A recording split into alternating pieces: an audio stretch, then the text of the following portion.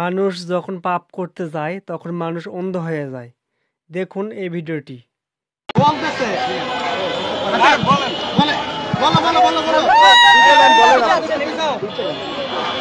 দেখুন এই মেয়েটির পিছনে দাঁড়িয়ে কিভাবে এই লোকটি তাকে বাজে ইঙ্গিত করতেছে।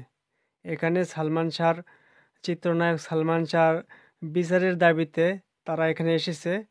এমনকি আহ, সাংবাদিকের সাথে সাক্ষাৎকার করতেছে। তো ওখানে অনেক ক্যামেরা আছে পিছনে।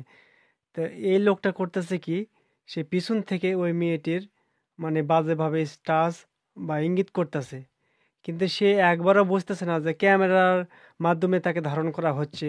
এই ভিডিওটি সর্বোচ্চ দেখানো হবে, ঠিক আছে, বাংলাদেশে বিভিন্ন জায়গায় দেখানো হবে। কিন্তু সেটা সে ভাবলো না। এখন যে এই যে বাজে ইঙ্গিত করলো, তার ফ্যামিলি তো দেখতেছে, তাই না? তার ফ্যামিলি আত্মীয় স্বজন দেখে তাকে কি মনে করবে? মানুষ একটা কাজ করার আগে অবশ্যই মানুষের ভাবা উচিত, ঠিক আছে?